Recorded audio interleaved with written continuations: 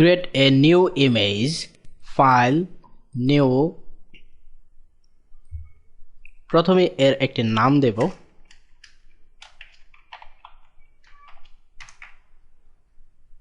Preset থেকে বিভিন্ন ধরনের প্রিসেট আমরা সিলেক্ট করে এর ওয়াইড এন্ড হাইট পেতে পারি।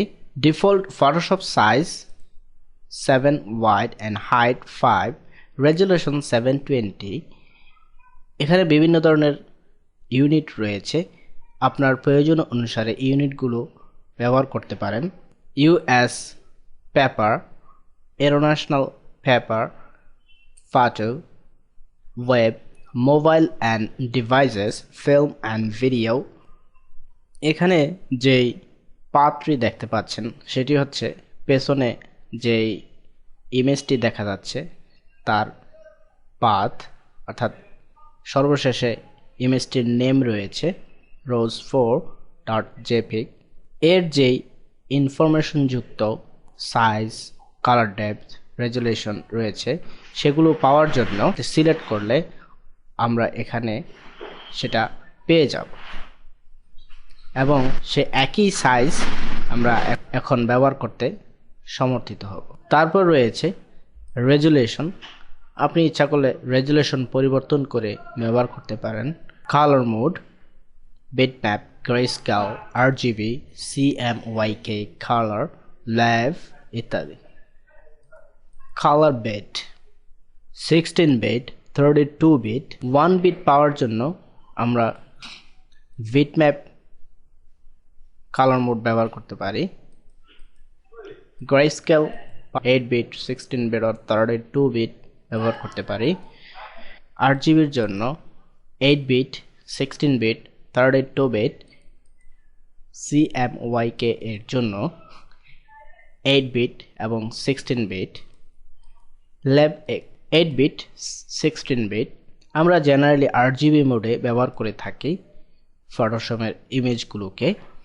ব্যাকগ্রাউন্ড কন্টেন্টগুলো কি হবে তা এখান থেকে দিয়ে দিতে হবে হোয়াইট, ব্যাকগ্রাউন্ড কালার অর্থাৎ এখানে যে কালারটি থাকবে সেটি ট্রান্সপারেন্ট ইত্যাদি।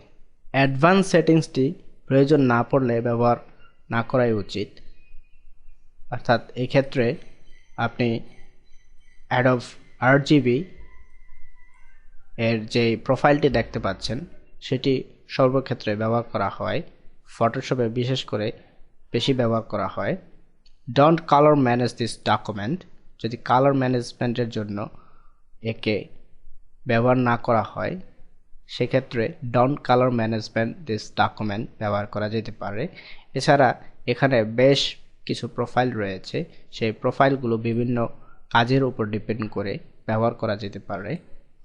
Pixel accept ratio, square pixels, যদি শুধুমাত্র ফটোশপ এর ভিতরে যে সমস্ত ইমেজগুলো নিয়ে কাজ করতেছি তা যদি শুধুমাত্র ইমেজ আকারে আউটপুট হিসেবে ব্যবহার করা হয় সেক্ষেত্রে স্কোয়ার পিক্সেল, অথবা যদি ভিডিওর জন্য ইমেজগুলোকে ব্যবহার করা হয় সেক্ষেত্রে এখানে যে সমস্ত ভিডিওর জন্য প্রিসেট রয়েছে সেগুলো ব্যবহার করা যেতে পারে।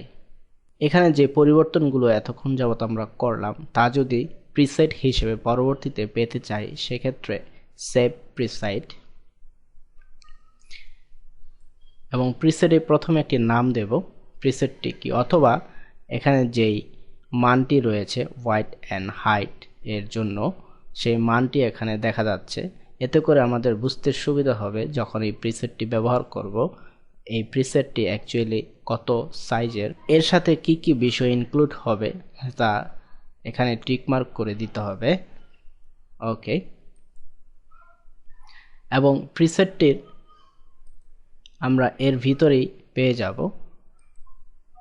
যদি এই প্রিসেটটি ডিলিট করতে চাই তাহলে ডিলিট প্রিসেট, এবং ডিভাইস সেন্ট্রালের জন্য যদি এই প্রিসেটটি ব্যবহার করতে চাই সেক্ষেত্রে ডিভাইস সেন্ট্রাল এর ক্লিক করার পর এখান থেকে এর বিশেষ করে এর কিছু ইনফরমেশন দেখা যাচ্ছে।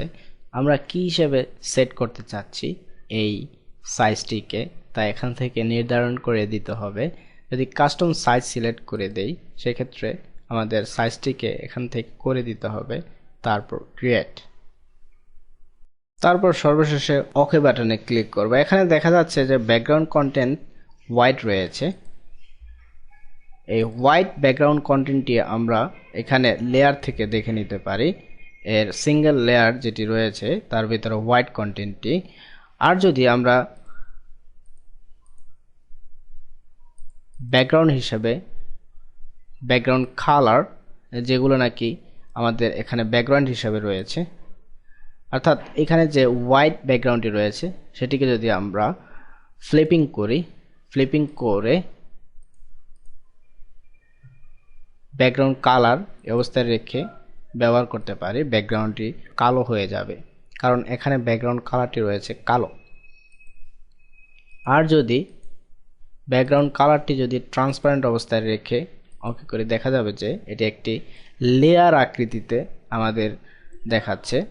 এখানে আমাদের যে কোনো ইমেজগুলো এনে ব্যবহার করতে পারি, বা যে কোনো প্রকারের গ্রেডিয়েন্ট অথবা কালার ব্যবহার করা যেতে পারে ইমেজ তৈরিতে।